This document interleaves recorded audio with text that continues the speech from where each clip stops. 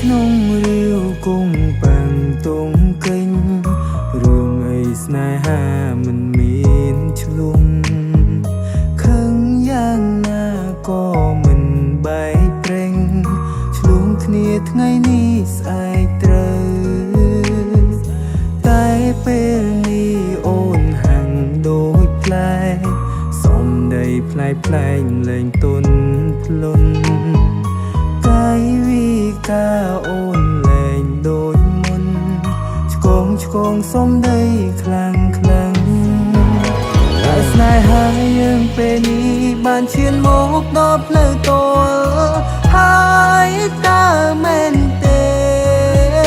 ពាក្យសំដីដែលលួងលងក៏អូនស្ដាប់លែងចូលដែរឬអូនចង់បែកគ្នាបើអស់ចិន5ឲ្យត្រង់មកក៏មិនបងខំដែរតែជាងតាមសំណុំ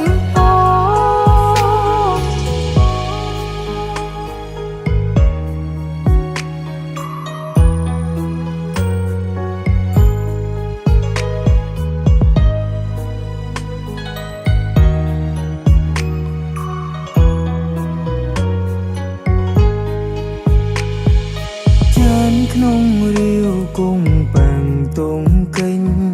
រឿងអីស្នេហាមិនមានឆ្លងខឹងយ៉ាងណាក៏មិនបែកប្រេង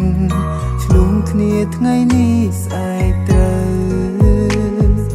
តែពេលនេះអូនហាំងដូចផ្លែសំដីផ្លែផ្លែងលែងទុនភ្លុន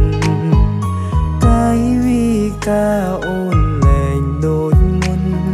ឆ្កងសំដីខ្លាំងខ្លាំងតែស្នេហាយើងពេលនេះបានឈានមកដល់ផ្លូវតលហើយតើមែនទេពាក្យសំដីដែលលួងលងក៏អូនស្ដាប់លែងចូលដែរឬអូនចង់បែកគ្នាឬអូនមានជនទី3គេចូលមកលួងលងស្រីអើយអូនអស់ចិត្តពីបងកាលគ្រាមុនទួងឆ្លួគ្នាក៏អូនអន់ទងឲ្យបងតែពេលនេះអូនប្រែហើយស្រីស្នេហាយើងពេលនេះបានឈានមកដល់ផ្លូវតលហើយតើមែនទេពាក្យសំដីដែលលួងលងក៏អូនស្ដាប់លែងចូលដែរឬអូនចង់បែកគ្នាបើអស់ចិន5ឲ្យត្រង់បងក៏មិនបងខំដែរ